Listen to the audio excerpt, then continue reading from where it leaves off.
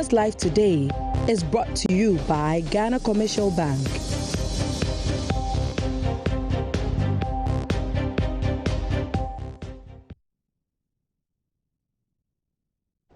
You're welcome back. And the Bank of Ghana could, in the coming days, issue some bonds to clear all the toll debt.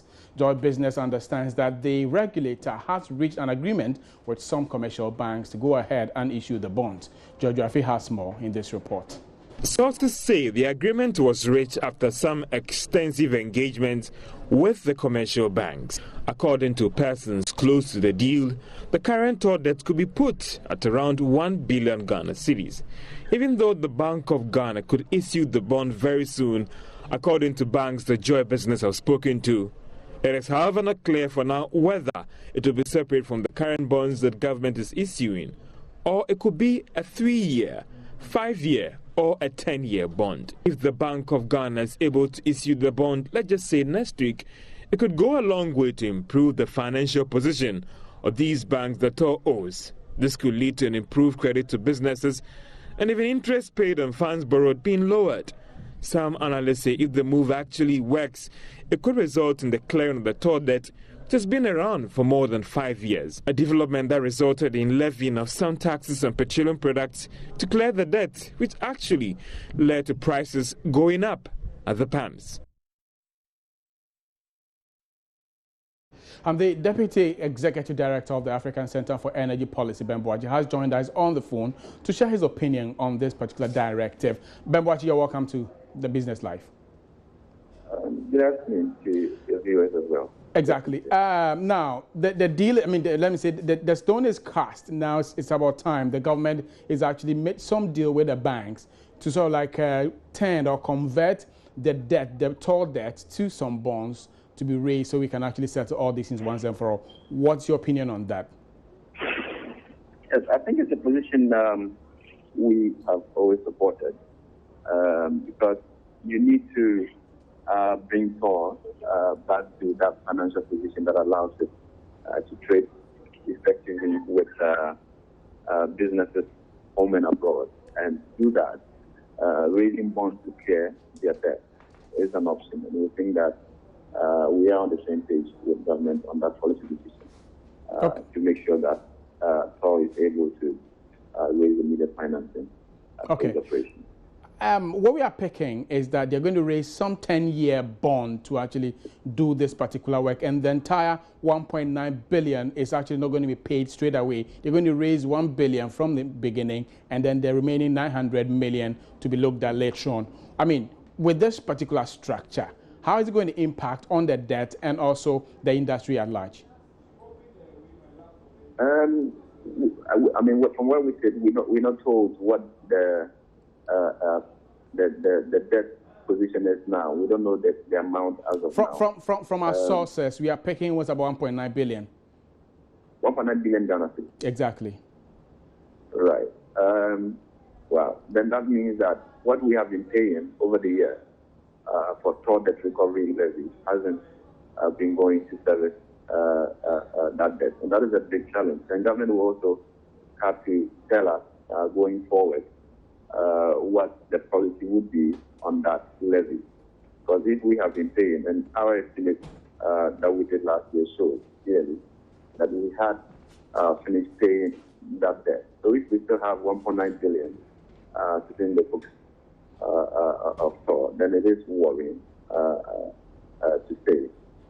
But you would also expect to see a management structure that allows toll to be able to pay for the bonds when they mature. Because if you raise bonds to use the money and at the end of the day you are not able to service the bonds when the time comes, then government will have to step in. And that is why it is important that we give toll that free hand to remain accountable to the people of Ghana and government for that matter, without the usual interference in their operations that we have seen in the past. If we don't get that structure streamlined, then we would come back to a situation where the bonds will go into political decisions rather than financing. But maybe let me ask this. Okay, in about 30 seconds, if you can actually help me with this, is it a good position or is it a good thing? I think your voice is gone very far, and I can hardly hear you. Okay, we thank you very much, Mr. Bemboache there, who is also the Deputy Director at ASAP. Now, giving us some perspective into that, because we're hearing government is actually, or like, but said the Bank of Ghana is actually in the process of finishing that particular bond deal to convert all the toll debt to some bonds there, so we can have toll free of debt and move on with their production and others. Moving on here on Business Live, some players in the automobile industry are pressing for policies targeted at improving local content in the sector. The Executive Director of Toyota Ghana, Eric Darko, outlined some of the parameters crucial for more investment in the automobile industry. He spoke Joy Business at the launch of Toyota's new generation Fortuner. Local capacity in automobile manufacturing has been a major challenge to many developing countries. Here in Ghana, there have been calls on automobile companies to even consider assembling their vehicles here in Ghana, rather than importing already manufactured ones into the country. Speaking at the launch of Toyota's new generation Fortuner, the CEO of the Association of Ghana Industries, Seth Chum Akwabua, charged Toyota Ghana to consider manufacturing parts in Ghana to promote local content participation. I will always urge Toyota Ghana to also start looking at areas where we can also have further local content in whatever we do. For instance, are there some parts of the vehicle that we can explore and get local companies to produce, even if it will not be part of the new vehicle that has come, as the vehicles are wearing out and we are changing parts. And that's some of the parts that we can produce here. And I think that as we collaborate with other automobile industries or companies in the country, we should be able to achieve something like this in the course of time.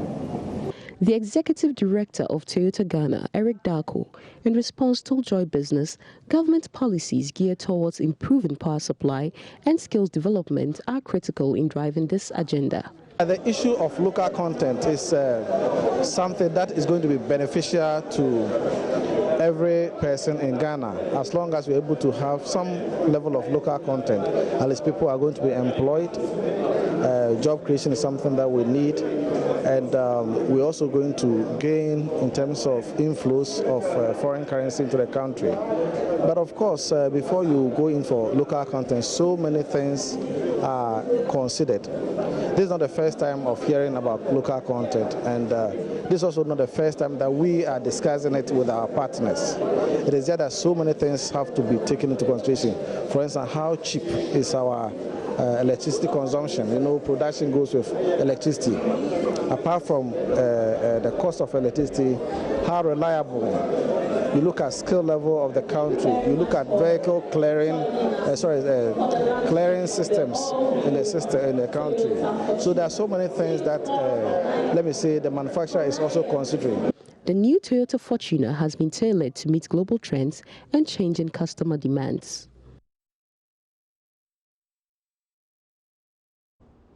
And Ghana's tourism industry is set to have enormous potential that has not been fully utilized.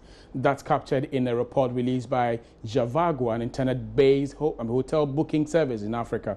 According to the report, the contribution of tourism in generating revenue in Ghana's economy has increased rapidly at the rate of about 3.5% over the last few years, whilst its contribution to GDP is 7.8%. Speaking to Joy Business at the launch of the report, country manager of Javago Ghana, Claire Stahl, emphasized the need for more effort in improving Ghana's tourism potential.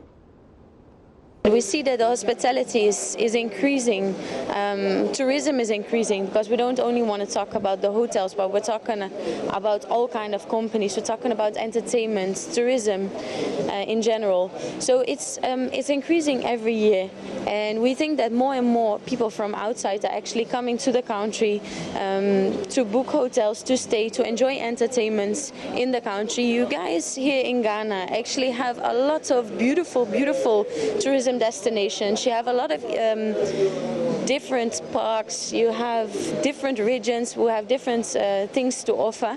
And I think the more we promote it, the more people from abroad, as well as the Ghanaians itself, are going to travel and experience all of that.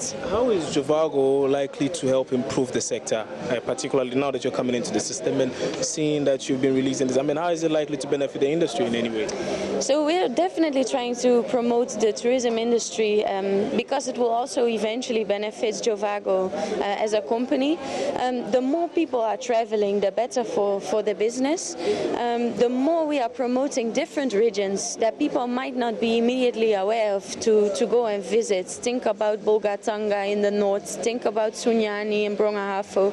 There are different destinations that we're trying to put out on social media. We're trying to bring more information to the guests about the destination, plus all the activities around that destination, monkey sanctuary, all different places where people can actually enjoy themselves, and then indirect also book a hotel on Javago.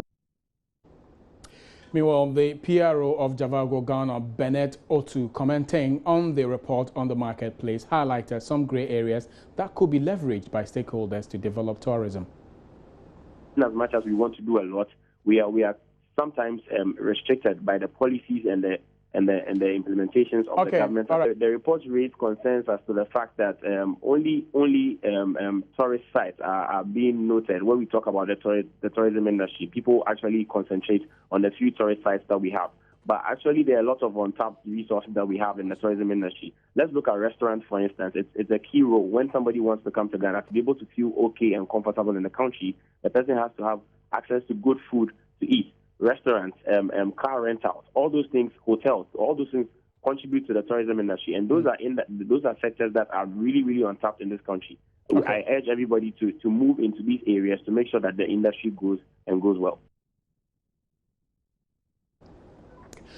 Internet service providers continue to explore ways of meeting the demands of customers, all in a bid to beat competition, which is currently at its peak.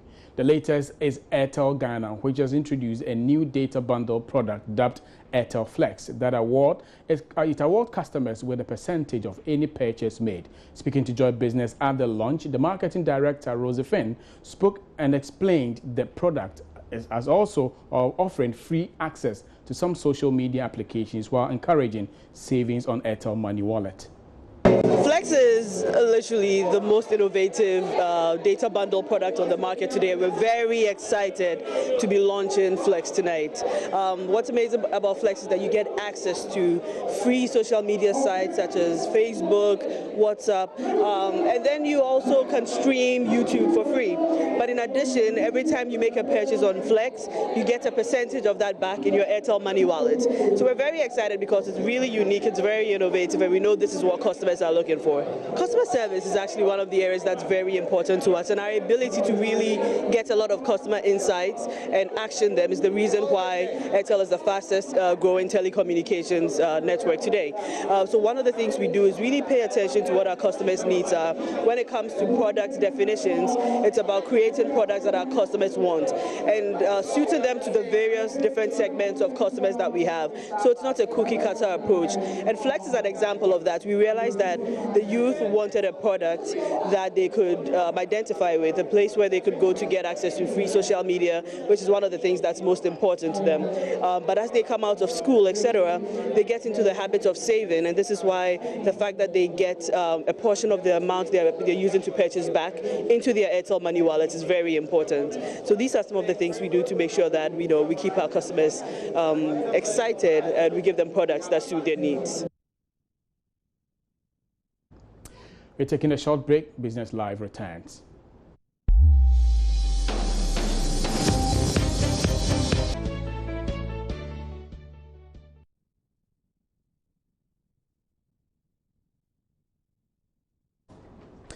You're welcome back, and this is Business Live. You can still keep your comment and your feedback coming in. Our Twitter handle is Joy Business GH, and on Facebook it's Joy Business. We do have Bertha Atubiga here to actually take us to the market to look at how the Ghana Stock Exchange actually did fare today and how your investments are also faring. Bertha, you're welcome. Thank you very much, John. Exactly. Can you tell us, how's the market been like today, being a Monday? Okay, let me start from last week. Okay, yeah. You know, last week was a very good week we had more equities gaining as compared to the losers. Exactly. We had only 3 equities losing, and we had over 5 equities gaining on the market.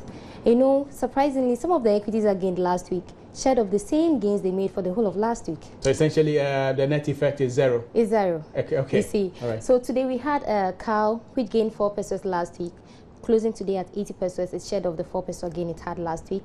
And then we had EGH Ecobank, which gained a peso last week, closing at 3 cedis 35 pesos, and it's shared of the peso gain. Last week it closed at 34. So last week it closed at 6 cedis 35 pesos. So the peso gain last week was also shared of today. And then we had some other equities. We had GCB. GCB also gained 2 pesos last week to close at 3 cedis 6 pesos per share. And opening today at the close of 3 o'clock straight, we saw GCB shedding of 2 pesos. So it was the same gains that we made last week that were actually lost today. Okay. So we had all equities. So on the equity level, on individual equity levels, we had almost a net effect of zero. But at the total market level, the composite market level, we see some declines to the composite index, and then the financial to stock the index. financial stock, and also the market cap is also losing gradually. What's actually happening? But you know, last week was actually a good week for the major indices. Exactly, yeah. The composite and then the financial stock No, index. They went up the composite index gained last week, but then the financial index really lost some bit of it. Okay, so but from our data, we saw both indices actually inching up marginally. The composite index went up by 0.36%, and then we saw 0.94%, and the financial stock index went up by 0.36%. And the market cap also went up about 100 million Ghana cedis last week. But looking at the drops that we're seeing today, actually it was an all losers market. All the equities that actually moved today were only 3, and they were all losers. So definitely we're going to see the major indices decline downwards, like we're going to see them dip further into the negative regions. Okay. But you look at the total volumes of shares that we traded last week, it went down drastically. Okay, not drastically, but it went down by 13.25%. And then you look at the total volumes of shares that traded today, was almost half of the total volumes of shares that we traded last week. So today we had about 684,400 shares trading on the stock market, and that is quite impressive as compared to the daily trades that we had from Monday to Friday last week. And you look at the value of the shares that were traded, it was at 621,242 Ghana cedis. And the deals or transactions that took place was higher than every single deal that we had last week. So despite the fact that we had these equities, the movers being like representing or recording downward moves, as in losing on their previous share prices, we saw the deals or transactions that took place today being higher than the normal deals that we usually have on the market. So last week, or today's market actually turned the market's history that we usually have. Like last week, we were so happy that the market was actually doing well, despite the fact that we're not seeing more shares trading. But this week, if this is how it is going to start with more shares trading, but more equities losing, then it is not going to end on a very good note. So what is the trajectory now? Are we going to see the market? Because we're almost, we are in the half year now. We are in June now. So what's the projection like, the outlook? Are we going to see some better prospects come next year? Sorry, this particular, the remaining 6 months ahead of us. Yeah. Is it this week or next We can half? say this week, but I'm okay, looking so at this week, let me talk about this week first. This week, we still expect this volatility that we had last week to continue. And then looking at first, the next half of the year, we're expecting the major indices to actually record negative returns, but to be a bit better than what we saw last year. Okay. Yeah. Anything on the commodities and the currency, if you do have the currency market, let's say last week, the CD actually lost to all the major trading partners on the interbank market. And when you look at our daily gains or the year-to-date depreciation, looking at the Gold Coast CD index, the CD recorded a year-to-date depreciation of 3.14% against these major trading partners. That's the dollar, the pound, the euro, and then the CFA. And at week end, the quotes for the CD, we had the dollar closing at 3 Ghana cedis 8994 pesos. The pound was at 5 Ghana cedis 5709 pesos, and the euro was at 4 Ghana cedis 3870 pesos. Okay. All right. We thank you very much, Bertha, together with that insight stuff. We actually going to get back to you. We look at that in detail. I mean, here. on Business Live. We're moving on Business Live, and we have our special business feature. Cybersecurity firm E-Crime Bureau has warned businesses in Ghana may have to brace themselves for more and worse cases of cyber fraud in the coming years unless they invest in a lot more in their electronic security systems. It follows last week's ATM fraud case involving two Bulgarians who reportedly caused series of unauthorized withdrawal from the account of their victims. More in this report.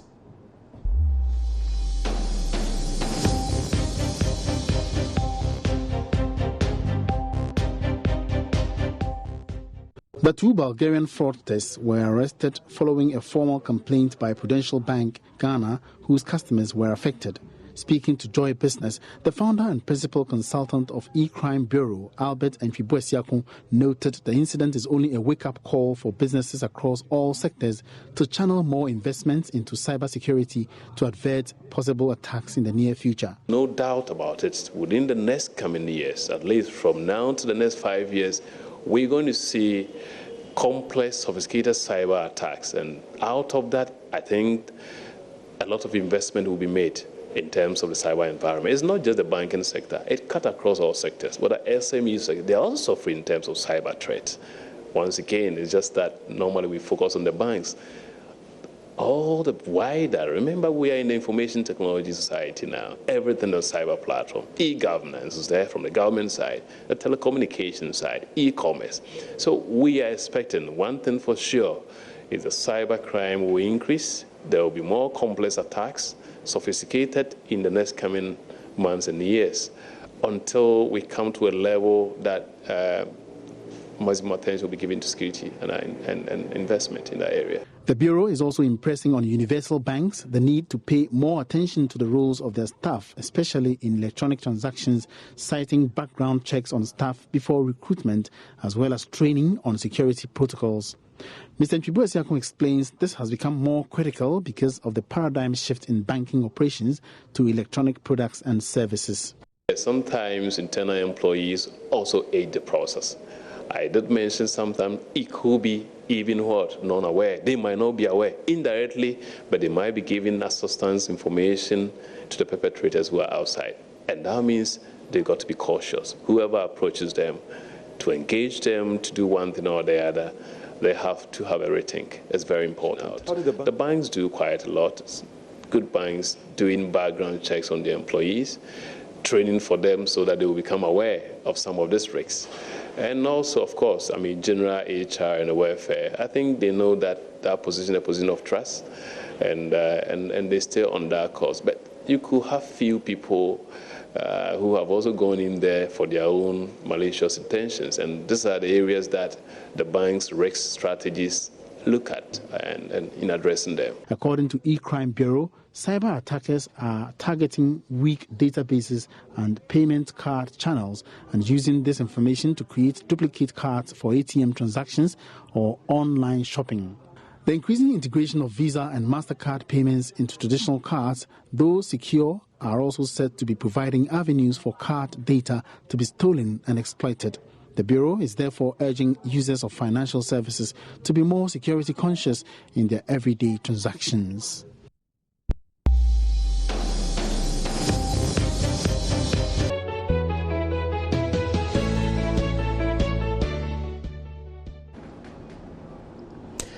That was our special feature there. Now the caution is know who you give your biodata to, and also some banking details. Even at the banking hall, don't just trust anybody. On that note, we end today's edition of Business Live. You can keep your comment and contributions coming in. Our Twitter handle is JoyBusinessGH, and on Facebook, we are Joy Business. For more, you can log on to myjoyonline.com/business. My name is John Kojo Amwago. Have a very good evening.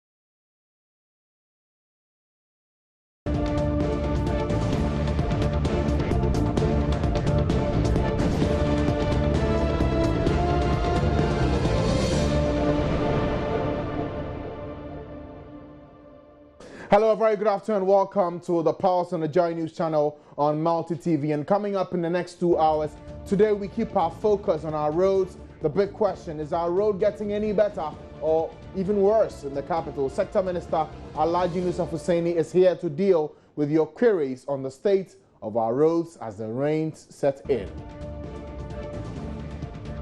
Also, mounting pressure on the mayor of Kumasi, Kojo Bonsu, to resign. We'll bring you details from that press conference and interrogate the demands being made by the people.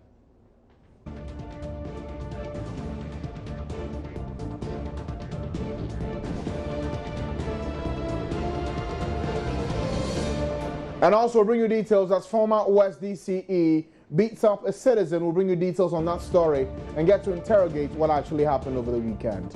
Details on that and more in the next 2 hours. My name is Francis Aban. Grab that chair, sit down, and let's get started.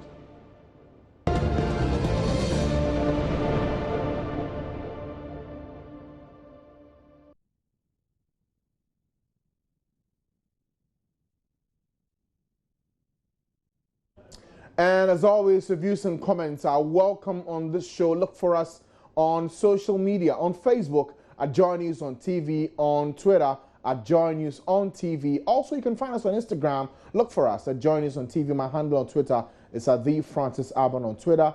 Actually, on Instagram, it's at The Francis Aban. On Twitter, it's at Francis_Aban. Drop your comment with the hashtag The Pulse. We'll be glad to share your thoughts with the rest of the world. Now, the Deputy Minister for Power, John Jinapor, says government will be adding more than 600 megawatts of power to the national grid by the end of 2016. Speaking of the launch of the Ghana Energy Statistics Handbook by the Energy Commission, Mr. Jinapor said government will also focus on the diversification of the fuel needs of the sector with focus on gas.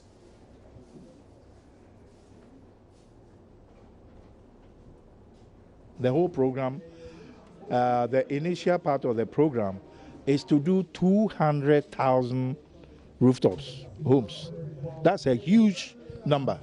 Now, we were taking this number, if each one will get 500 peak watts of panel, it will amount to reducing the load by about 200 megawatts. And 200 megawatts is a whole lot of power. If you know, currently the deficit that we are experiencing is only between, say, 100 and 200 megawatts. So the investment in this solar program, if we are able to achieve all the 200,000, then it means that we would have avoided the gap, that the deficit that we are having now through solar systems. You know, it's necessary. It was a wise policy decision to develop our energy system so that we depend more on thermal, because previously we're depending on hydro systems, and hydro systems are nature-based. You know, they're based on climate, on weather. Sometimes we experience droughts. Everything costs. Compare the $1 billion with the cost of not having power at all. Try and cost not having power at all. Your industries will not work, your agriculture will not work, the health department will not work, and people are dying, the factories will lay off people, there's going to be chaos. That chaos, put it into cost. It costs more. So $1 billion, if it has to be done, so be it. We have to do it, but that is the most cost-effective way. The idea is that we cannot be depending now on hydro as the base load. So we have to move to thermal as the base load and use hydro to complement it, because hydro will be like a backup, not the other way around. If it costs, there's no free lunch. And the $1 billion that you are talking about, you have to compare it with something. 1 billion compared to what? And I'm saying, this is how we take the decision. It costs, but you just grab the bull by the horn and do it. Once you've done it and invested that 1 billion, you don't invest in it again. That investment, you have to make sure that it is an investment that will go into more productivity, so that 1 billion will turn out income, revenue, jobs to the tune of, let's say, 5 or 6 times that 1 billion. Then you are making progress. Right, so that's actually the chairperson of the Ghana Energy Commission, Dr. Kwame Ampofo, speaking to journalists today at the program, explaining that we will need some 1 billion Ghana cedis just to buy fuel to power our thermal plants, because for the country Ghana today, and considering what we have, the hydro and thermal, we are gradually moving towards thermal than hydro, and that will mean that we need to make a lot more investments in the infrastructure for our energy sector, and also how much we will pay to fuel these plants on a regular. For 1 year from now to the end of the year, we're looking at some 1 billion cedis. The big question is, where are we going to get that kind of money from? Will it be from our tariffs? Will we have to brace up to pay realistic tariffs in view of all of this? Well, the Deputy Power Minister, John Jinapor, also at the same program explained that government is committed to invest and add some 600 megawatts of power to the national grid by the end of 2016. To own that book, it provides us with a lot of information that otherwise we couldn't have gotten. We have been undertaking a lot of programs and projects to ensure that we stabilize the energy sector. Last year, we had major challenges with energy supply. This year, the energy sector and the supply of power has been fairly stable. And from January to date, we have worked to ensure that we stabilize the system. As the President rightly indicated, within a matter of 1 year, we have added more than 800 megawatts of capacity to the national grid. This includes Ameri, Car Power, KTPP, the BXA solar project that is providing us with 20 megawatts. 20 might be looked at as a small figure, but if you take into account that it is the largest solar project in the whole of West Africa, it means that we are making a giant leap into the renewable energy sector. And we have also commissioned 180 megawatts of the Asogli power plant. And so if you were to add all that, it means that we're in excess of 800 megawatts of capacity currently added to the national grid. In addition to that, we are undertaking steps to add more than 600 megawatts by the end of the year. This includes the AXA Power, which is supposed to provide us with 370 megawatts. Asogli is also supposed to do another second phase of 180. The Car Power batch would be replaced with a 450 batch. And so another 450 of capacity would be coming on, as well as the refurbishment of the T3 plant. So if we put all that together, it then means that we'll be adding more than 600 megawatts. And so, in brief, within this short space, we anticipate that we'll be able to add about 1,500 megawatts of capacity to the national grid. This announcement by the Deputy Power Minister should be put in context in view of the challenges we're having today with the power supply. Already some areas have complained that they have not seen light since Friday. We know that areas in Lahore and Accra are the ones that have been worst affected in view of this. We'll see what happens between now and the end of the year and what the promise will be and how it will be implemented. I guess the wait-and-see attitude is what many are adopting at a time like this. Now, a group research and advocacy platform has launched a very scathing attack on the opposition New Patriotic Party for what they describe as the mismanagement of loans it acquired while in government. In a 109-page book titled Infrastructure, Is It the Best Use of Our Money? The group argues that compared to the NPP, the NDC government has judiciously used its loans contracted for the benefit of the ordinary Ghanaian. Since the last general elections in Ghana, there's been the growing use of lies and vile propaganda by politicians and leaders of political parties to advance the cause of their respective parties in readiness for the 2016 elections. Having noted this disturbing growing phenomenon, we from the Research and Advocacy Platform wish to provide as our contribution to the burgeoning democracy of Ghana a refocus to the use of evidence and knowledge as basis for the country's electoral discourse. This book is therefore an attempt to put together the record and utterances of some politicians and political parties in the run-up to the 2016 general elections. This is to enable Ghanaians accurate and adequate information to enable them make informed choices. Luckily, the public record and utterances of the active participants for the 2016 elections are well known. Therefore, as indicated earlier, this book is an articulation of some of them in order to make the Ghanaian more informed about the choices on offer come November 7, 2016. Here is the case, these same entities, led by Dr. Mahmoud Bawumia, who is a part and parcel of the same administration that's engaged in these things that the author has outlined in this book, now coming back to us to talk to us as though nothing had happened before, that as though there's no record. Whenever information is delivered, two things are looked at: the source of the information and the content of the information. If there is any credibility crisis, any credibility issue with the source, you've got to be careful with what the person brings to you.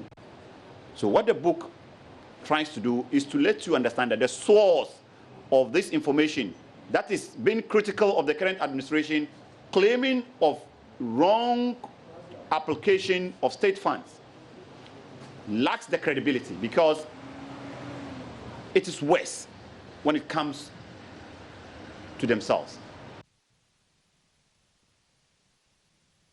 Well, the convener of the group also maintains that the book provides an analysis that will assist the electorate in making an informed decision going into the November polls. There's a page in the book, especially when I was comparing the domestic borrowing. You know, I indicated that although the MPP had borrowed substantially domestically from SNID and then the other domestic banks, I also indicated in that page that the first term of the NDC under Finance Minister Kwabena Duffuor borrowed more than the 8-year period of the MPP. I've indicated that in the book. Then I went ahead to commend the current Finance Minister. I indicated that his borrowing, okay, so far domestically, from the records we have seen, is just one for the whole period that he has stayed in office. That is taking a loan from a domestic bank.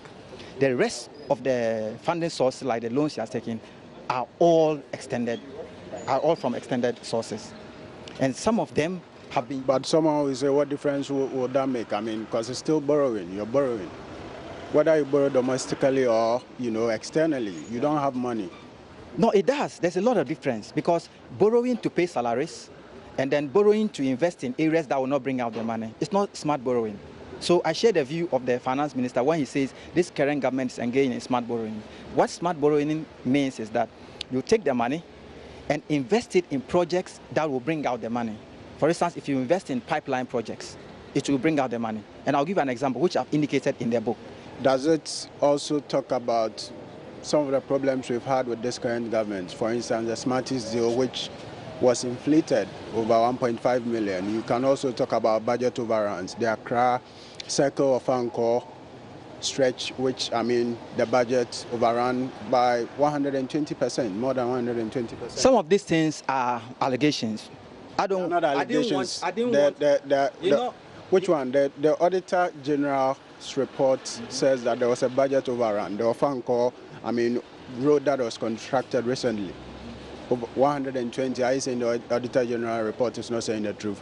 The Smarties deal, the President himself asked the Attorney General to investigate, and these are findings or conclusions that were made by the Attorney General himself. So what are you saying?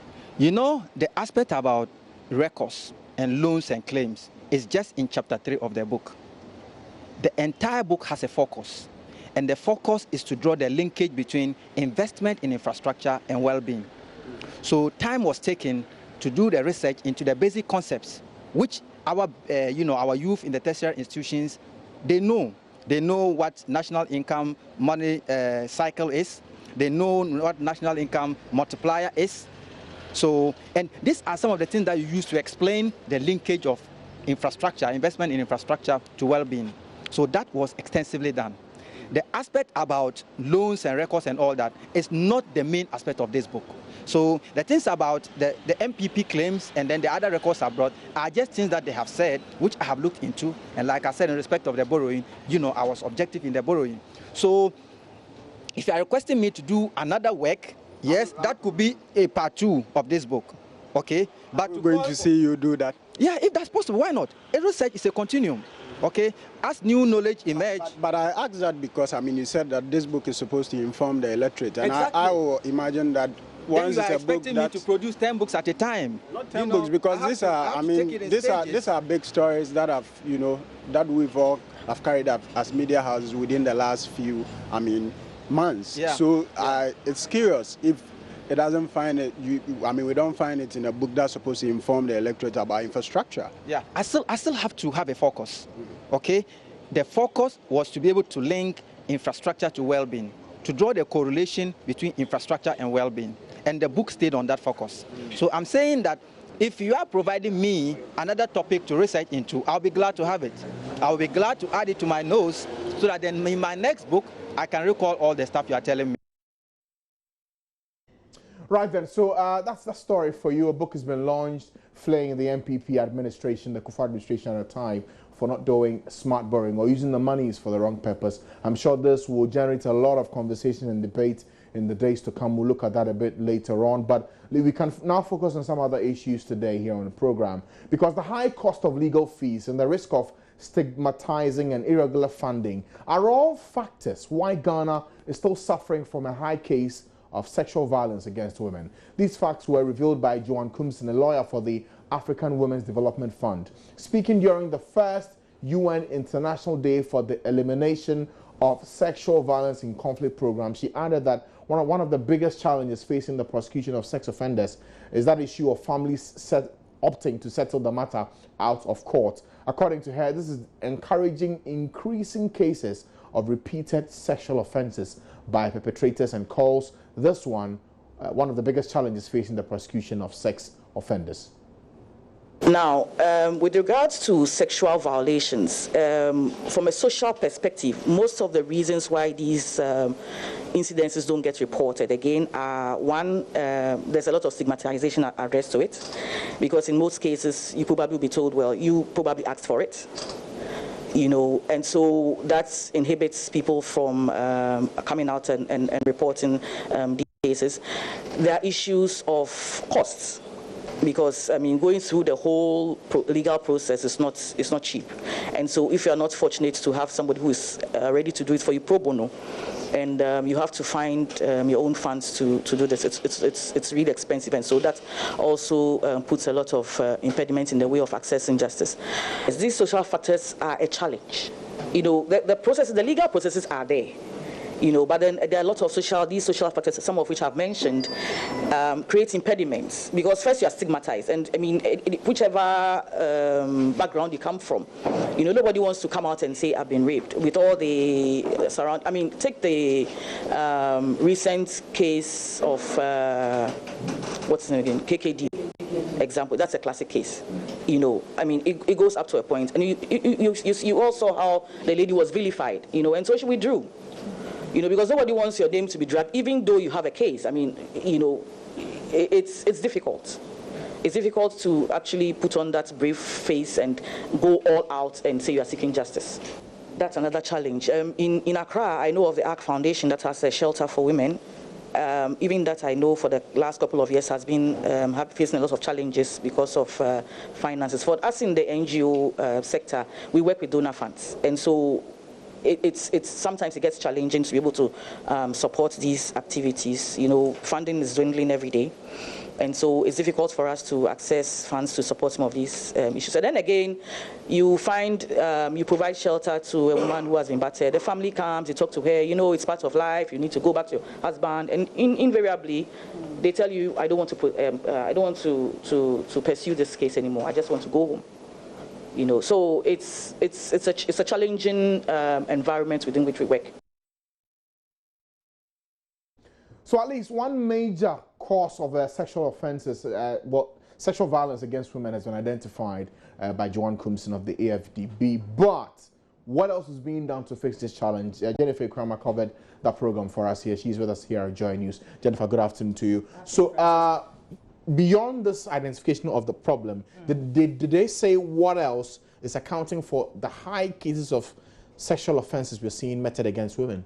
Well, a very important point that came out was the lack of funding to support civil society organizations which are trying to battle the root causes of sexual violence against women, especially starting from the grassroots, trying to educate boys and young men on how to treat women in a humane manner, not to bully them or to vilify them or to victimize them in any way.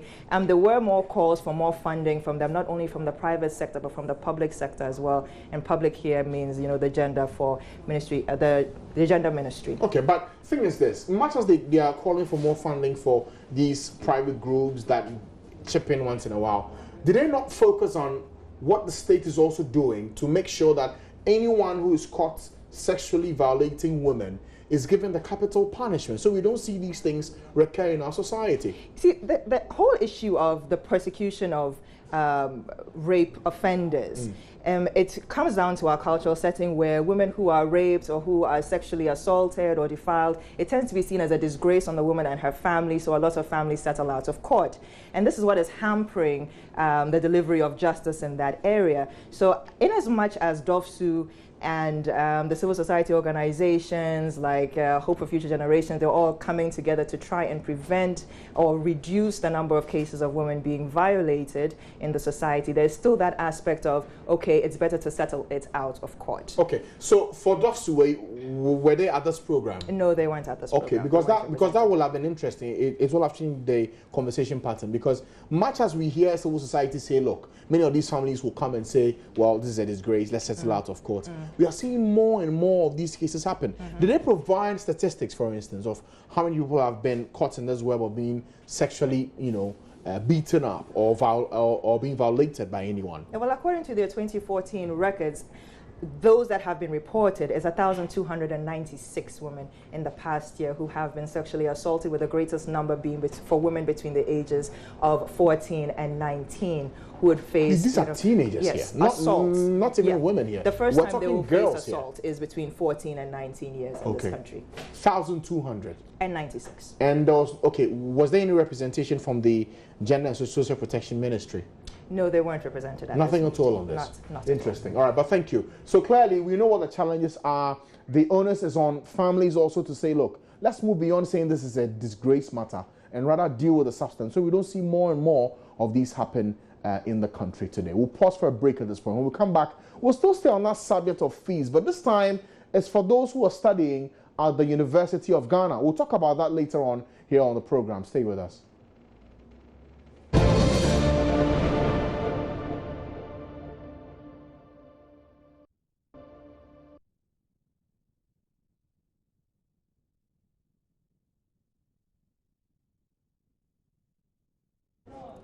You're welcome back to the pulse here on the Joy News channel on Multi TV. Now let's head to the University of Ghana, where studying there is going to cost much more from the coming academic year. This is because the University Board has proposed a fee increment for continuing students to varying percentages depending on the course being pursued. But the students are already kicking against the increase. They say that will mean most of the students will end up deferring their courses, which will worsen their already bad situation.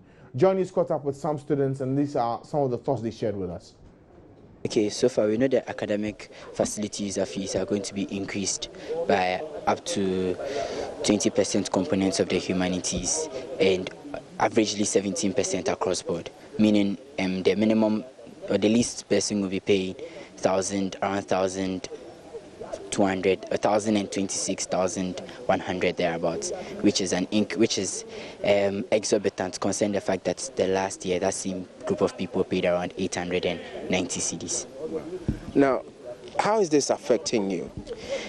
We stand the risk of having a lot of people deferring, because in these current situations where times are hard to come by, fees are, when just the academic facilities are fees, minus the residential facilities are fees are increased to that extent, then people find it difficult to pay, and they'll stand a risk of having to defer to raise money to come and pay. So they stand a risk of not also graduating with their mates, which goes a long way to being very harsh on their path and very unfortunate. Right. So what do you expect to be done? There's a humble appeal that the school fees be reduced a little. Yeah, we understand the school's points that there's inflation and things are increasing at a fast rate, but then also we want the school to understand that it's the students that are also suffering here, that there are some of the lecturers themselves, some of the people who go into factors themselves, our parents themselves who know how difficult it is to come by. And this is just a passionate appeal that yes, we understand the situations and in around the country have called for an increment in fees, but then also, I mean, what's the essence of increasing fees when people can't pay and can't have the chance to continue education? So this is just a humble plea, not that they've done anything wrong in increasing the fees, but they should just feel that what we are feeling and have the parents of the many of our 30,000 colleagues, undergrads in mind, and be a little bit lenient in the increment of the fees. I'm a sandwich student and I paid $1,550 last year. This year I'm paying $2,000 plus, and you can see, excuse me to say, it's so unreasonable if you see the economic crisis you are all facing these days. And for instance, me myself, I pay the fees myself. I'm a single mother, so you can see the challenges. It's very, very difficult. If they reduce it, I think it will help. It will really help, because thinking of $1,500 straight to $2,000, it's so unreasonable. 500 cedis, and you know, to come by 500 cedis these days is not easy. Last year I knew I paid $1,500, so I budgeted for $1,500, worked for $1,500, and then now I have to add another 500 cedis, and it's difficult getting 500 cedis plus with some cedis. That not that easy. Very, very difficult. Yeah. The fees vary per the schools, but personally I paid $1,056. Yeah, and there's a proposed 11.50% increment in my fees, so then that would lead to me paying quite a huge amount next semester. The effect would be most felt by those paying the fees, which would be our parents, and later would trickle down to us. I think deferring of courses by students would be one huge effect. Yeah, and the difficulty in paying the fees by our parents, because within the economic era we find ourselves, there's some hardship. Yeah. Have you already paid yours? No, I haven't. What are your parents saying about it? They've seen it and they're hoping and praying they could meet it before school reopens and the registration deadlines are met. So we're hoping and praying for the best. For the school fees, it used to be close to 800 Ghana cedis, and then the hall fees was a little over 1,000 cedis. Yeah, I think last year I paid close to 2,000 cedis for school fees and then residential fees together. Yeah. And now we are told that there will be a huge increment. Well, yeah, I've heard of it too. That we are paying a little over, I think around 2,300 and something for utilities. So, I mean, it's ridiculous, sort of, yeah. So what are you going to do? Are you going to defer if you're unable to meet the deadline? I'm not going to defer. Actually, I'm thinking of getting a place, accommodation off campus, maybe Oponglo or something, yeah, to reduce the cost, yeah. So these are some students at the University of Ghana, Legon, complaining about the proposed increments in their fees. They are saying that it's too much. They cannot pay already per their courses that they are currently running or offering. It's a lot for them to pay. But let's interrogate this matter a bit more. Joining us in the studio is the treasurer of the Student Representative Council at the University of Ghana, Legon, Ampofo, Prince Amwa. Good afternoon to you, Prince. Good afternoon, sir. And thanks for joining us. You had your own colleagues there at the University of Ghana complaining about the fee increments. You are their representative at the school's board. Are you aware of their concerns? Yes, I'm very much aware of their concerns. So when the decision was being taken for these new fees to be approved, did you okay this? All right. When the decision were taken for these fees to be approved first at the Finance and General Purposes Committee meeting of the university, where issues like this are being discussed. Yeah, I think the documents were given to us way ahead before the meeting for us to peruse and look at the ways forward and what items should be adjusted. So when I had the document, I first checked the rate of increase. That was 17%. So I resort to the earlier document per last academic year's own, and I realized the rate of increase per last year was 16.7. All right, and that's how they come by the rate of increase. Usually the school per law actually charges the rate of increase year-end inflation plus or minus 2.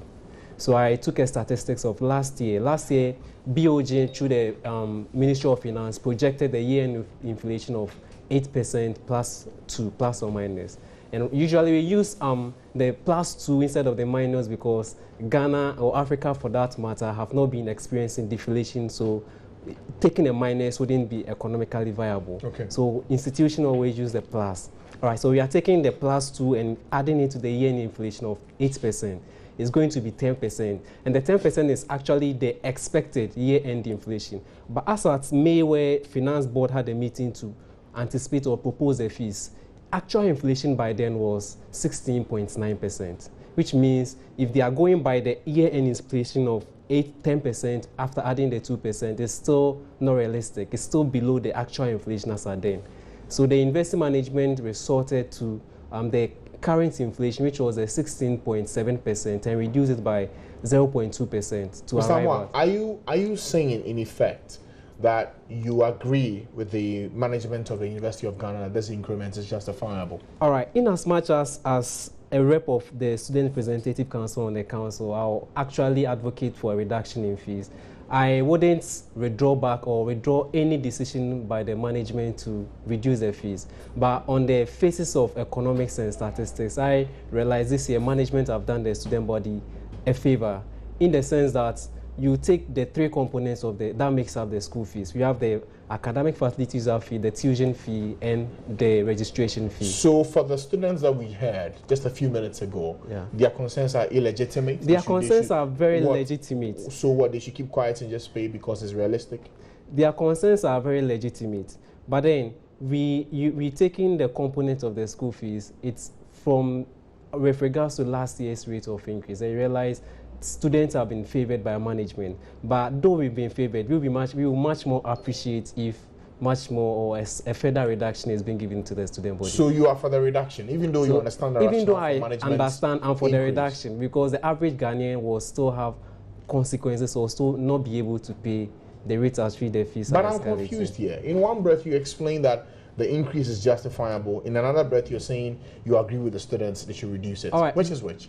This is because most students out there, some students have been much more radical with regards to the rate at which they're taking this approach. And I'm giving them this education or this background information so that they'll get to understand, though the fees seem higher to them with regards to the difference or the variations to last year's fees, we still, or our concern of seeking for a reduction in fees is much more good. But then they should not be radical. Are you caught between the rock and a hard place because at the decision-making table, you were there and you okayed the decision. Now it's backfiring and you are backtracking to say, well, I'm supporting them even though I was there and part of the decision-making process. All right. So this actually the base. The fees pay, the percentage increase. I understand the economics which you have just explained, but I'm saying that it's become increasingly difficult for you to side with your people even though you understand the point that management is coming from. All right. So after understanding the point that management is coming from, my approach is this. Students should not go radical on management. That percentage increase is very high, very high. But they should side with the SRC. We should go on a dialogue much more smooth, not taking the percentage increase. But we understand you've been a little cool on us with regards to the percentage increase. But if there's much more things you can do with regards to how the fees can come down, please help her. Okay. Rather than going out there saying fees must fall, that one you're against we actually know, we should that one you're against that one I'm against it. Okay, all right. But I'm also learning that there's a bigger element to this, which is the utilities that you are supposed to pay for the next academic year. What's the concern there? All right. So at the FGPC meeting that we had, after the meeting was almost close to the end of the meeting, we were being previewed to issue of the utilities that would be hitting us on the face if we from the look of things, if we don't have much more intervention, as the issue has become much more dicey as at now. This because the issue popped up a year ago where a year ago, management informed the student body of proposed payment of utility because they've received directive from the Ministry of Power and then utilities per those involved, that their debt to them has become increasingly very high. And so there is the need for them to pay, otherwise they'll be exercised or they'll be experiencing a disconnection. And so per that, at FGPC meeting, the chairman for the finance director brought a bill that's scheduled how much each student is likely to pay. And what's the bill? How much do you owe and how much are you supposed to pay? All right, the school gave us a summary of the last three bills that were in.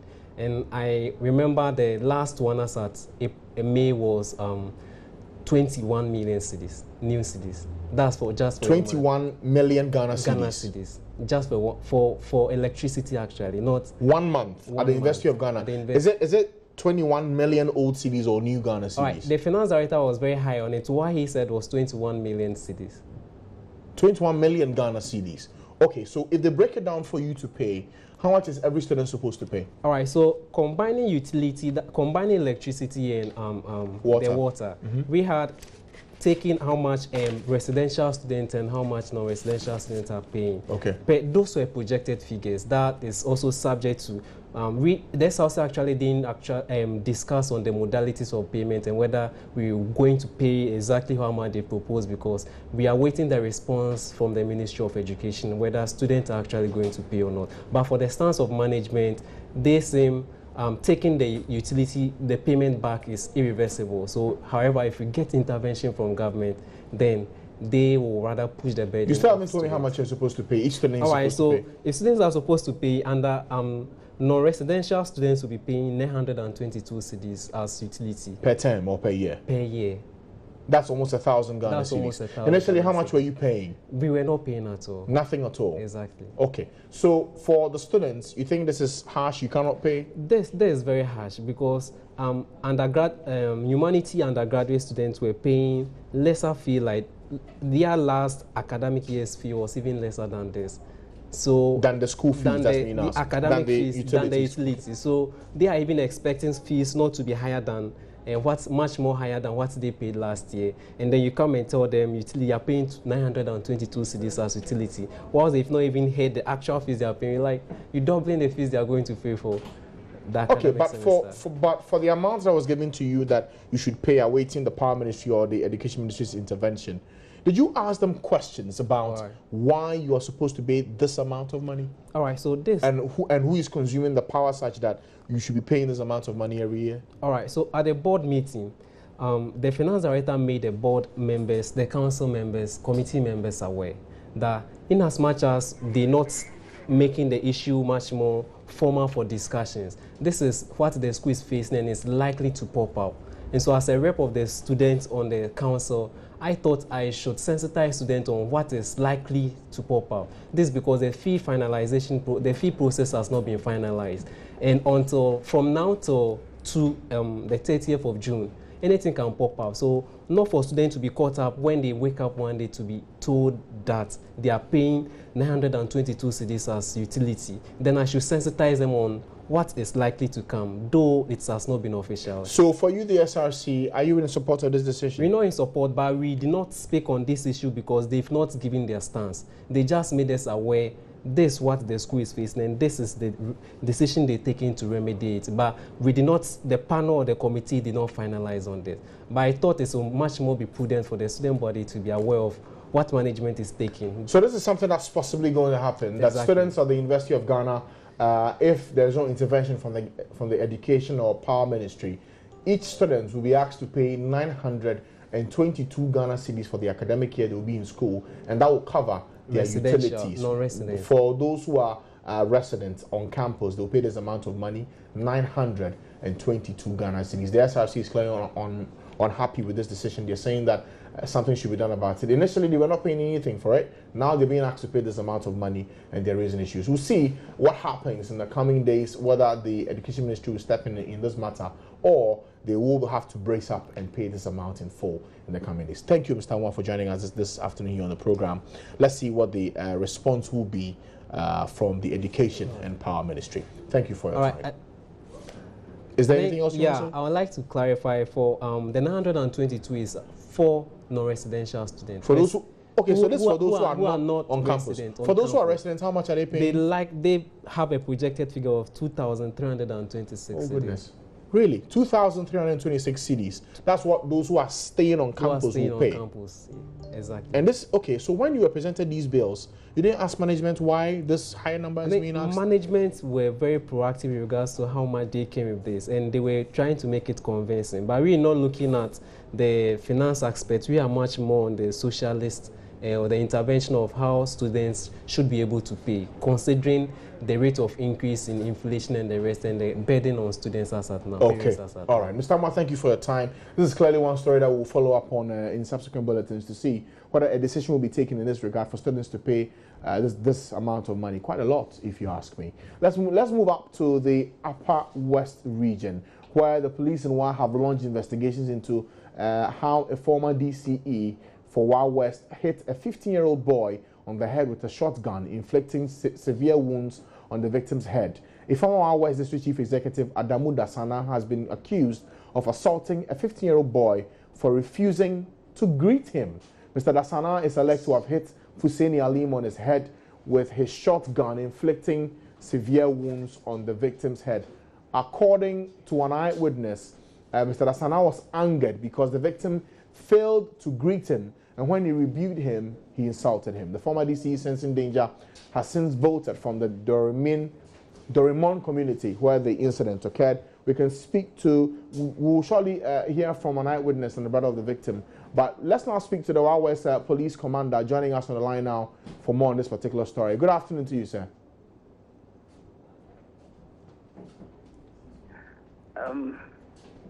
Hello, a very good afternoon to you, sir. Hello, good afternoon, sir. Please, your line is very faint. I can't hear you very well. But if I heard you right, I happen to be the regional PRO superintendent over the Rimon Wichau district. Okay, thank you for that matter, the Rimon police station. Okay, that's fine. Thank you for the correction. Can you first tell us what the police knows about this case? Yes, I can confirm. I confirm that the Dorimon police are handling an assault case in which the former DC is a suspect. What exactly are the facts you've gathered on this particular case? Well, the facts of the case is that on 18th of June 2016, at about 3:30 p.m., a 15-year-old juvenile complainant, Alem Husseini, with a plaster at the back of the head, accompanied by his father, Husseini Dawoodi, called at the Dorimon police station and reported having been assaulted by Wanda Sana. He was issued with a medical form for treatment. A few minutes after, complainant, still in the company of his father, came back to the station to inform police of their desire to withdraw the case for amicable settlement. He then informed the police that the DCE happens to be the assailant, his assailant.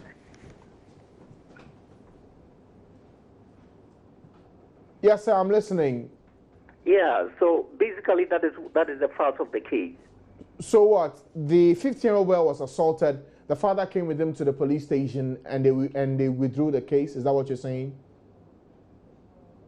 Yes, the father accompanied the suspect to the juvenile complainant to the police station to lodge a complaint. We then issued him with a medical form even though he had already sought treatment, but then procedurally we have to issue him with a medical form. So the medical form was issued to him. Not quite long after, he came back again in the company of the father to say that to express their desire for the case to be withdrawn for amicable settlement. It was then that the police got to know that the suspect in the case is the former DC.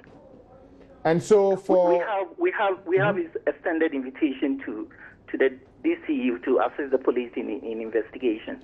So you say that the victim and the father came to withdraw the case. So has the case been struck out yet, or you're still investigating? No, we haven't struck out the case yet. Even though, how would I say, even though the complainant expressed his desire to withdraw the case, we haven't done that yet. We are still pursuing the case, and so we've extended invitation to the DCU to help police with the investigation. And has he honored that invitation to come and write down his statement? Well, he's here to oblige our invitation, but we hope that we will not have to use force to bring him to the police station or to bring him to assist us in our investigation. Okay. When the victim came to the police station, did you see the kind of wounds that had been inflicted on him? Well, as I said earlier on, the back of the head was already plastered. So I can only confirm what the medical officer stated on the medical form, that he had a slight cut. A slight cut on the head. For the police, this is a classic case of assault. How willing are you to pursue this matter, also considering that the one involved is a former DCE for the area? Well, no one is above the law. And so the law would have to take its course. That's why we have extended invitation to the DCU to help us in our investigation. But if the complainant still feels that, well, they want to withdraw the case for an amicable settlement, that is up to them. We cannot compel them to advertise, go for prosecution. Okay, all right. Mr. Joy Afagweji, thank you for your time. The Wa West District Police Commander giving us details on that particular story. The news is that a 15-year-old boy was assaulted by a former DCE for Dorimon community in the Wa West District. And we're learning that the father of the boy accompanied him to the police station to withdraw the case, but the police are adamant and say they will probe this matter to the letter and ensure that this matter is dealt with expeditiously.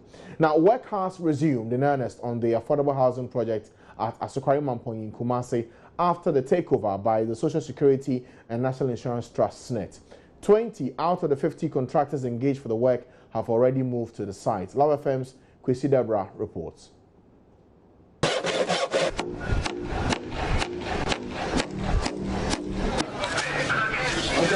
We started 3 weeks ago.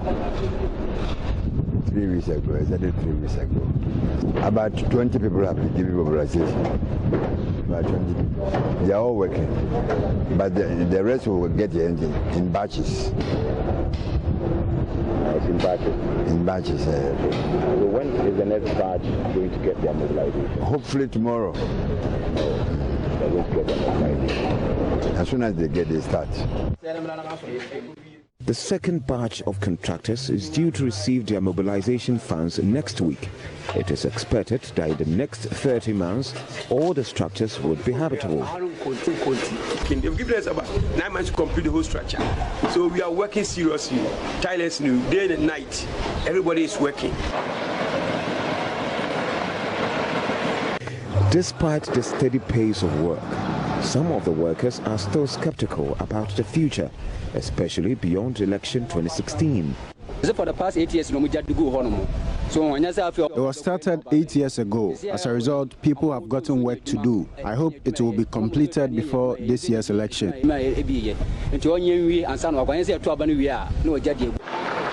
When I visited the site a month ago, squatters were still occupying the structures despite earlier claims by officials they've been ejected. Majority of them have now left, but without some of their belongings. Fortunately, some of them have been engaged on the project by the contractors. We will continue to monitor progress of work, and in about 13 months' time, many Ghanaians will have roofs over their heads, hopefully at affordable cost. And that's Kwesi Debra with that report from Kumasi. So the affordable housing project has resumed after many years of its stalling in Kumasi. Let's see when it will be completed, and then we can look at who can occupy that building and whether it will be affordable as it has been advertised. We'll go for a break at this one. We'll come back We'll switch our focus to roads in the country, the poor states they are in after the rains for over 3 weeks now. We'll assess every road. We've got lots of your comments coming through on social media, but let them come through as much as you can so we can ask the questions on your behalf of the Roads and Highways Minister, Alhaji Yusuf Hussaini. He's my guest on the program in just a few minutes. Stay with us.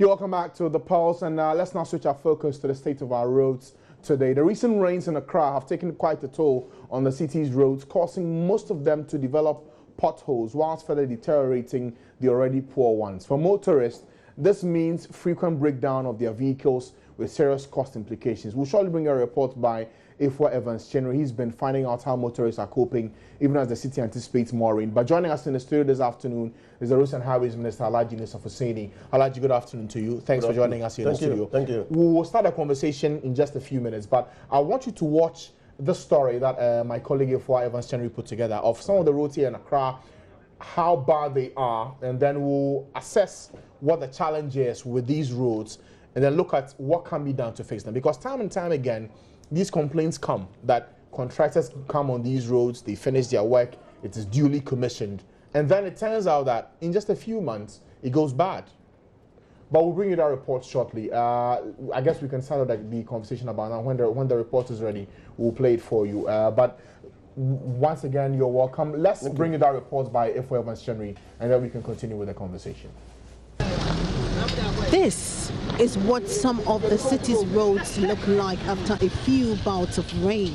Despite their terrible state, motorists have no choice than to ply them just so they can get to their destinations. There are quite a number, however, who don't make it to their destinations in one piece, mainly because of the deterioration of the roads. My exhaust just broke, so from here I'm on my way to Kokomome to go and fix it. Normally it should take you no more than a minute to just cross the street, cross the road, but this time around it could take you more than probably 5-10 minutes just to cross the pothole. Every minute or maximum every week you need to invite your mechanic or whoever to just assess your vehicle, because when it's flooded, the place becomes so choked to the extent that you may not even identify where the potholes are. You only hit in, then you just shout, "My God," before you realize something is gone off. In some of these instances, the commuter who ideally should be immune is made to bear part of the cost. I'm coming from Boku. Now the driver is charging me 10 cedis, and I bought the car from Fadama to this place. And I'm not supposed to pay like that, at least sometimes 6 cedis, 5 cedis. Then now he said because of the road, unless we pay 10 cedis. And the commercial drivers justify their high charges in such situations, insisting they are already paying too much to keep their vehicles on the road.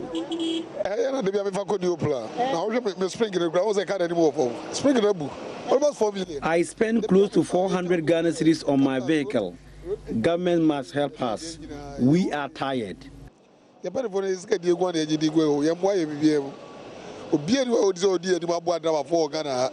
the mechanics, however, the frequent breakdowns mean more business. In a week, let me say at least 10 to 15 cars. A week, drivers spend so much money on their vehicles. I am not happy about this. Spending so much money on a vehicle is not good.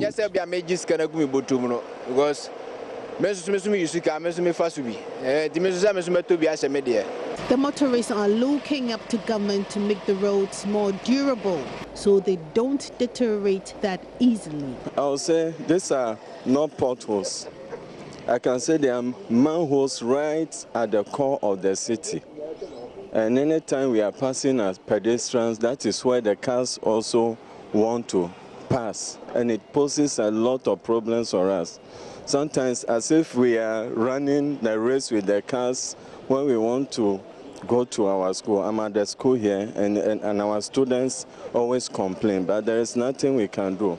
So if the authorities are hearing us, then we are saying that these things do not do well when we are in the city. They should come to our aid, fill these potholes for us. We have learned they are also turning the whole city with some sort of asphalt. We don't know whether it is selective. Indeed, better roads with less vehicle breakdowns will enhance commuting times and increase productivity, which all go to enhance economic growth. Ifwa Evans Chinri for Joy News. So that's that report put together by Ifwa Evans Chinri on the state of some roads here in Accra. I'll let the Roads and Highways Minister respond to that issue right about now. Alaji, you saw the report for yourself. Those are some roads here in Accra. Why are we seeing more and more of these town roads deteriorate just a few months after it's done? Well, this particular road that has been shown is an old road, got potholes, was not that bad. The rain started falling and then opened up the potholes. And you will see that most of the roads that were failing, what we have done is to assess the pavement. And then when we assess and the pavement is good, it's rigid, it can contain asphalt. We lay asphalt on it and give it a new lease of life. Asphalt will take you between 7 and 10 years before it deteriorates. And so that is the policy that we have put in place to ensure that in towns, our roads befit the status of towns, metropolitan areas.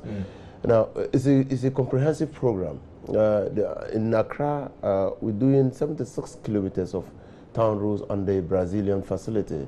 We're doing another 100 kilometers of roads under a GOG program. In Tema, we are doing the same. In all regional capitals, we are doing the same.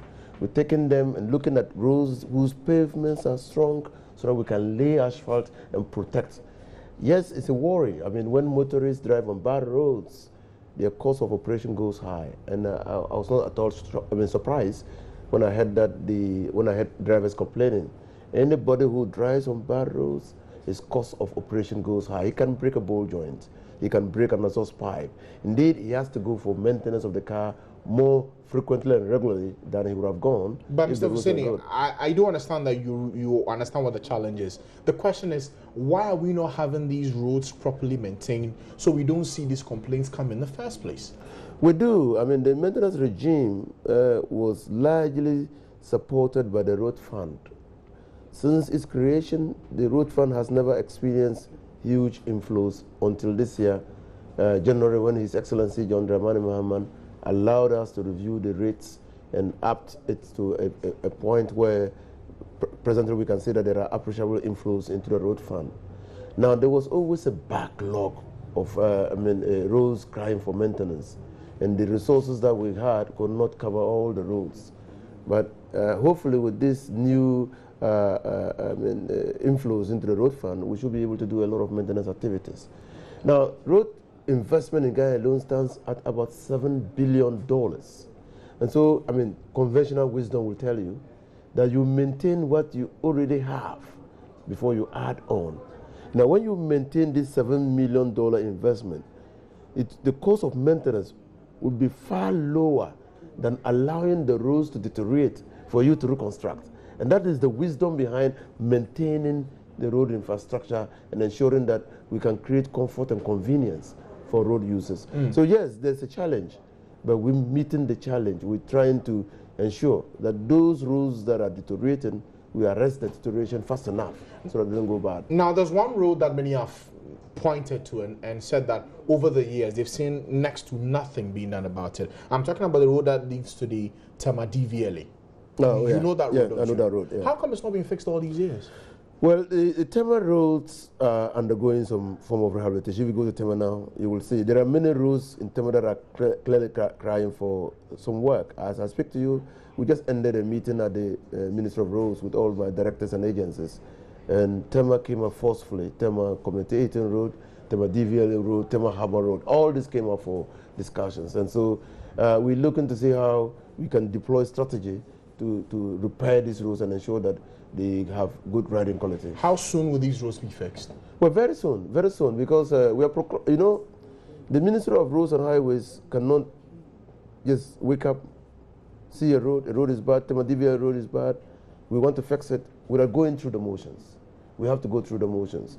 And the motions means we have to do feasibility, package the road, know how much it will cost, send the feasibility report to the PPA, ask for approval to procure, get the approval, and then put in an advert. We can go competitive tendering or restricted tendering because of the agency of the matter, and then get a contractor who has the capacity, allow the contractor to mobilize to be able to go to site. So it's a process. But I can tell you as a matter of fact, and you can see in Ashama, when Ashama rules got bad, and we said, it took a while before Ashama was fixed. But the Ashama is being fixed. It will take a while because I just told you the procurement processes, but it's being done. How long is that process? It depends. There are intervening third parties. The process doesn't start and end with the Minister of Roads and Highways. There are third parties involved, and the third parties have their mode of doing things.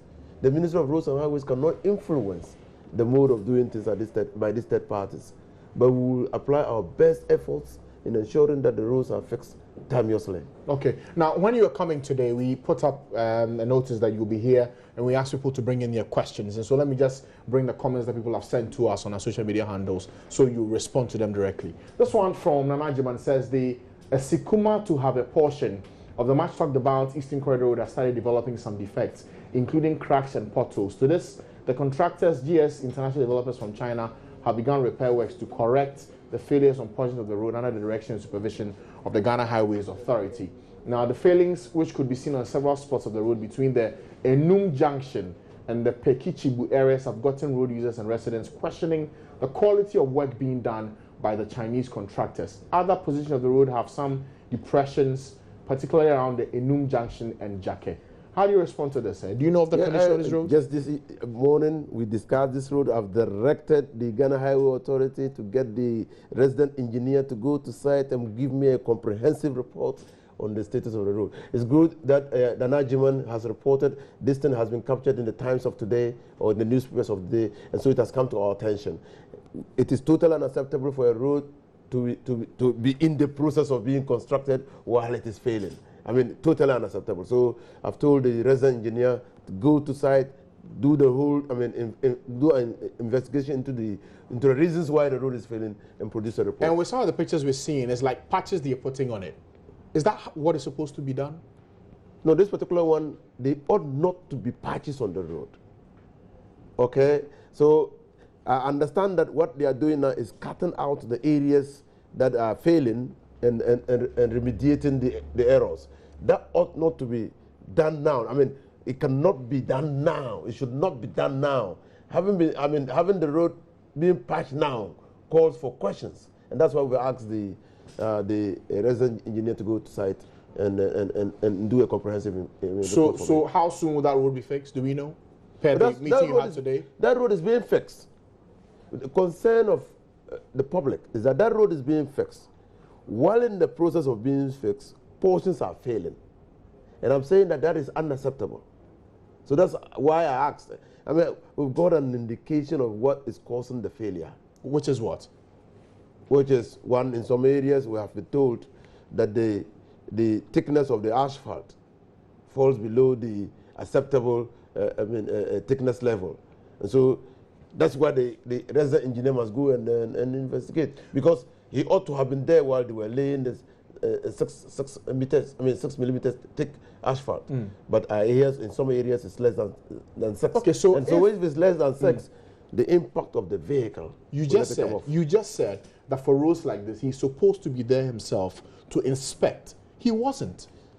Is anything going to happen to him? Because you see, if these checks are done, if these checks, and I just heard you say it, that he was supposed to be there to inspect the roads. He didn't. Yes. If these things are not done, you will see more and more of these roads which are supposed to be fixed, not done properly. We'll go back, spend new money to have it done. Well, I'm not saying that he wasn't there. I'm saying that the thickness level was 6 mm. Somebody was supposed to ensure that, isn't it? So which is a site engineer. Told that in some areas they were less than 6 mm. So he has to give me a report to confirm this. Okay? Because he ought to have been there. That doesn't mean that he was not there. If he was there, was he negligent? Now, we can only come to a conclusion and determine the sanctions or penalty regime if he presents or when he presents the report. So let's give him the benefit. Will it be will it be right for that same person to go produce that report, considering that what he was supposed to do, he didn't, hypothetically? Well, when he does the report, that's the first point. He does the report. It comes to the ministry. The ministry refers it to the monitoring and evaluation, and then they assess the reports. So for now, we have to wait till that report comes in before this is properly done? Yes, we want the things to be properly done. They must be done in accordance with procedure. Okay. Next comment here is from Kwame Abuajimi. It says, Francis, please find out from the minister what the government is doing about routes in Kumasi, especially those in the Swami constituency. All our routes in the area are bad, and it's become a death trap during the season. Well, I just spoke to, I think that today is a good day. I spoke to Mensa Chebonso on Thursday, and my attention was drawn to, we have been doing some things in Kumasi, and then he also mentioned a road, a particular road in Swami area, which is his constituency, and I directed him to talk to the Department of Urban Roads, Kwe in Kumasi, for them to pick up the road for my attention. Okay. Now, another person, Lawrence Uswasa, and I'm sure Lawrence is still in that area, says, are there any plans to develop the Swami roundabout in Kumasi into an interchange? It's obvious that that very big roundabout has outlived its usefulness.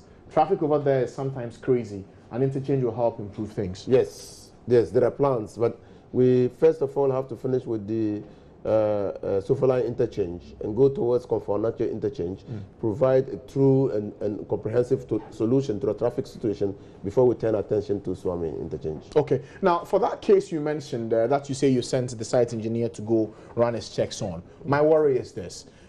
Often when you give these contracts to the road contractors, are they given the requisite money they are supposed to be given? And also, is their competence cleared? Because if we're seeing more and more of these cases come back, then it raises questions about the appointment or the decision of who to ask to do this kind of job. Competence, there is no question about that. I mean, there's a classification procedure at the Ministry of Roads and Highways for contractors who want to execute works for us, and we grade them. Before we do that, we assess their competence, technical and equipment. And so there is no problem about that. In payment, contractors have to work and raise certificates before we pay. Or if there's no certificate, we don't pay. You recall when I went to the Ministry of Roads and Highways, there was hue and cry about non-payment of contractors on the Eastern Corridor. I went onto the Eastern Corridor. It came out clearly that the government did not owe the contractors then. And so what then was the problem was that the contracts had been awarded in 2010, that the rates that were used in determining the cost of the contract price of the works had deteriorated and had lost its economic value. So the contractors were not motivated enough to work, and that was why there was no work. Then subsequently, we have since reviewed the rates, and that is why they are going back and working to generate. What has happened, I mean, the reports that we are getting of the sections of the road failing is what we are investigating now. Why? We have to even get some of the materials sent to the materials department of the Ministry of Roads and Highways to check the quality of the materials that they are using. Now, contractors are contractors. Some might cut corners if you don't observe, if you don't monitor, if you don't supervise. Whose job is it to monitor? There's always a resident engineer. So how can we see these problems? But that's a human being. Yes. And so, yes. And so when these things happen and that human being is not doing his job, do we actually put in sanctions at all? No. That's why we have layers of supervision. Because we are human beings. So even a human being, yes, a human being does what you expect. Even at Joy FM, you have levels of supervision. Yes. So that you see, because we are all fallible. So and we can all be sometimes very unprofessional in our jobs. And so somebody must be there to supervise. And there can be collusion. And so there's a third layer. So is that what happens? No. I'm not saying that. I'm saying that as a human being. I mean, as a leader, you must not rule out anything. Everything must be inside. That gives you a broader horizon to be able to look at the outfit that you are administering and put in proper procedures to control malfeasance. Okay, more of the comments coming in. This one says, what about the East Legon road from roundabout near the local government institute through Ogbojo and Ajerengano? Work has stopped. Okay. I thought he said work was not going. Work is ongoing. I mean, I know one or two people who have constantly told me about this road, and so we deployed the contractor to site to work. In fact, the Residents Association have even visited me on that particular road, and we are working together with them and the ministry to ensure that the contractor goes back to site to continue work. Okay. Now, another comment coming in says that, in fact, the Bolga to Boku road is a death trap. As to whether we are Ghanaians or not, only God knows. This is from Kawawa at Iraq, down in Boko.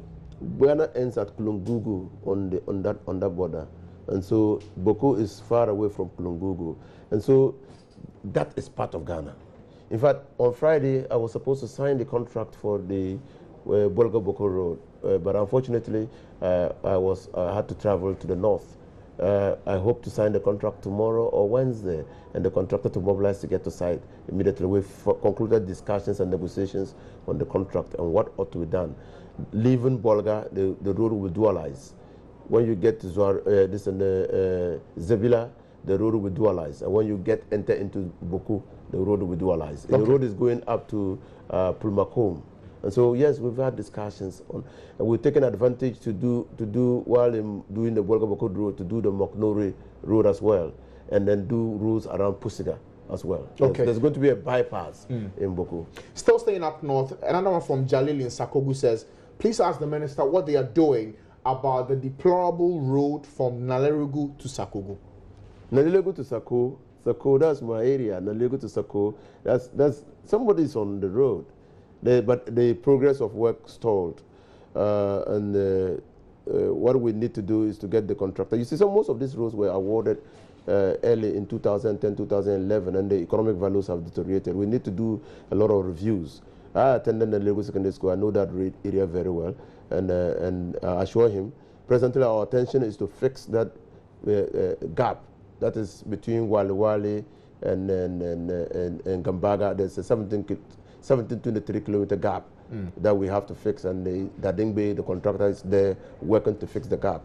When the gap is finished, we'll turn our attention to Nalerugu Sako. Okay, now for all these roads that we're talking about, Alhaji, does government have a priority list where we see that, okay, for this year or for the next 3 months, these are the roads you're doing, and then you give timelines so that we all monitor? Because the thing is this, almost all the time, the topic of bad roads in capital towns and in the main feeder roads and the highways are getting bad almost all the time. What's the plan here? Government definitely has a priority. I mean, in the face of the fact that the basket, the money basket is limited, you need to prioritize. And so this priority. How do we determine the priority? You ensure that the roads that lead to growth poles, growth areas are developed so that food, goods and services are made easily available.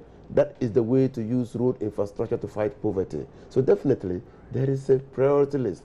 But because roads are very germane to the socio-economic development of any country, I mean, everybody, everywhere will clamor for a road. That's why you hear people clamoring for roads. It's not that there's no priority, but everywhere. I mean, can you imagine that if you are living in Kwame Danso and then you are traveling from Kujokrom to Kwame Danso, and then you are attacked by armed robbers? The first blame will be on the road. If the road were fine, probably you would have used lesser time. Which they are, in fact. Your vehicle would have moved faster. Armed robbers would have found it difficult unless they put locks on it. So clearly, or if you are living at GGT and then your wife is to deliver and she's to be sent to the hospital, and she labors and labors and labors in the vehicle that moves at a slow pace to the hospital. So people will, even if JJT is not an economic area, if JJT doesn't make it to the priority list this year, there are compelling reasons why you should mitigate the hardship and suffering of the people. So definitely there is a program. Okay. Now this one coming in says, please ask the minister, the Yendi to Tatale to Tatindo road in the Tatale Sanguli district road, what is happening to that road? Yendi Tatale Sanguli road. That road is an international transit corridor. Sanguli to Togo is part of that corridor, and that corridor will link to Yendi. And then if you are coming to Tamil, you use the Yendi Tamil road. If you are going to Nalilegu, you use the Gushegu road. Or Boko, you use the Gushegu road. If you are coming to Accra, you turn towards Bimbla. and then you. What's happening to it? Yes, so I'm just telling you that the World Bank is considering. That is why presently I won't deny the fact that that corridor, my attention has been drawn to it. But we can only presently do rehabilitation work on it because that road will be affected by the facility that will be assessed from the World Bank. The World Bank is looking at that road so that we can develop the entire international transit corridor. Do we know how soon that will be 2017, the World Bank says. They'll start work on that. Yes, they'll start work on Okay. Jerome says, ask the minister about the Dambai Bimbila Road. It's a Dambai Pandai Bimbila Road. Dambai Pandai Bimbila Road. Dambai Pandai Bimbila Road, the first part of the road, that is from the Salga Pandai, okay, has already been has been packaged. The second part from Pandai to Wulense, in Dambai, has been awarded to a contract. The contractor is mobilizing to go to site. How soon will it be done? You see, often I hear saying mobilize, money going. How soon will it be done so that people there can, have some bit of respite? When I say mobilize to go to site, I'm just, because we have 25 minutes, you can, if you want to speak for, you won't be able to give a lot of information to the people. Mobilize to go to site means that the process has started. How soon will it be done? Very soon. It will be long. If your contractor is mobilizing to go to site, you're looking at between 1 and 2 months to go to site. For instance, I've just told you that maybe tomorrow or Wednesday, I signed a contract for the Bolga Boko Road. And then when the contract is signed, I told you again that the contractor will be mobilizing to go to site. The people of Bolga Boko should be looking between 1 to 2 months to see the contractor on site working. Okay. Because he has to move his equipment. All right. Yes. Okay. Now, there are a lot more of the questions coming in through social media. We'll deal with that shortly. But my colleague, Faustina Safo, has been to Kaswa today. There's some developments on that stretch of road there. Let's look at that briefly and get a response from the Roads and Highways Minister.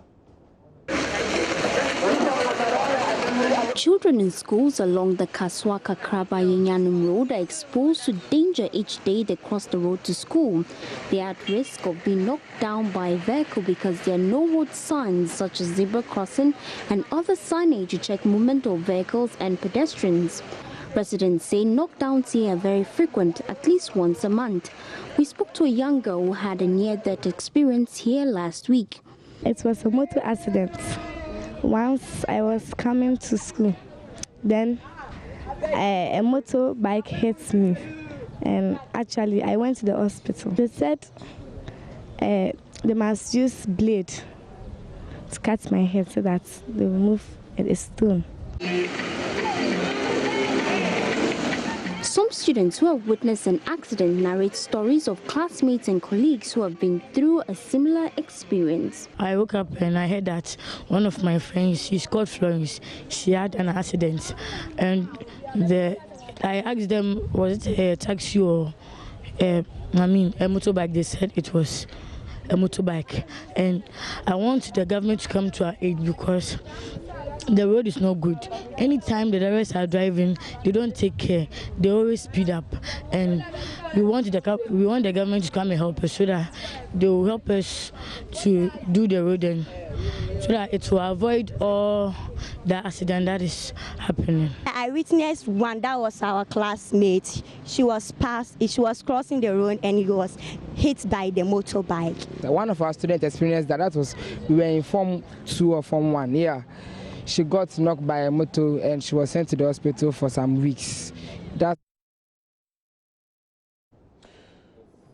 All right, so that's the state of that road there at Kaswa. Let me get the minister's response to this. You know of this road, don't you? Yeah, not on the road, and the road will be affected by the development of the Kaswa interchange. It's part of the roads that will be done around the Kaswa and its environs. But what they are really talking about is safety. Yeah. Yeah, and you realize that we have taken the safety drive to a higher notch. In Accra here, we've installed pedestrian crossing bridges at Accra Mall, at Shashi, at Malam. The main one on the N1 is still not done. For the Abekala Pass people, it's still not done. Yes, it's not done because that one's been funded exclusively and entirely on the government of Ghana budget, and so until the money is released. So what we have done is when will it be released? Well, that is again that you see the Minister of Finance will have to release that one. We have put in a request when that is not released, but we are talking to the other developers to see whether we can use the same implementation strategy for the footbridges that we have done. And indeed, His Excellency the President is of the view that what we have done at Accra Mall or Shashi or KNUST or Malam is what we should be deploring, because it's easier to install, it's cheaper, I mean, and it's still. So we're looking to and talking to our development partners and other investors to come a partner so that we identify the hazardous crossing points like this one, and so that we can do footbridges after the roads have been constructed. Okay. The one for me that's really important is this. Some comment just came in about we should ask you about the fund for the completion of the rehabilitation works on the Birim Bridge. You know of that bridge? Yeah, Birim Bridge. Yes. What's happened to that one? Yes, the funds were to come from the consolidated fund, but because of the nature of the bridge and the fact that it's so important both to the movement of goods and services, and also to the crossing of school children, we've decided to reallocate a portion of the road fund resources to enable the contractor to complete the bridge. Well, Alhaji, there's a lot we could do, but unfortunately we don't have too much time. I've told you roads are very important. I'm just hoping that we could do a part 2 even tomorrow. Yeah, well, roads are very important. Sure. And then you can call at any time. But again, to end this conversation, is it that we do not have enough funds as a country to deal with all our roads, so we don't see more and more of these reports of roads getting bad in this country? Is that what it is?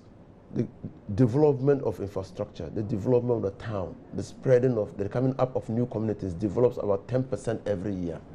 And we are not planning to go with that. It means that we must catch up with the development 10%. And you see, our system is like that we have built the state institution on the traditional setup. And the traditional authorities are always ahead of the state setup. You don't have time to even do utilities and infrastructure before they parcel out the land and give to people to develop. So people develop their houses even before they think of roads. But even in the developed towns, we are still seeing the bad roads. No. Where the town has been packaged and developed, you don't see bad roads. Really? Just near Aveno? Aveno is an old town. I'm talking about Tema. When the Tema was going to be built and planned, you saw the roads were done. Even the new communities that are coming up, developed, you see the infrastructure there before the... Let's talk about the ones that already exist. The ones here... So the ones that already exist, that's why we are catching up. When are they going to be finished? Those that have deteriorated, that's why we are putting asphalt. Your road here, Fanufa. You've seen the one at a new asphalt overlay. That's what I'm asking. The road was terrible, from Pig Farm to Circle. It was very terrible. How soon will it be finished? We'll do it. How soon? We'll do it. No, how very soon? soon. How soon? Very, very soon. Specific, so we can hold you to it. Oh, very soon. Very soon is very vague, when you wait 1, 2, 3 months and you're not seeing action, then you can call me back. So you're saying within the next month we'll see action? You will see action. See the road fixed. You will see the road fixed. Okay. Unfortunately, that's what time we'll allow for now, but thank you so much for joining us. Thank you. Roads and Highways Minister.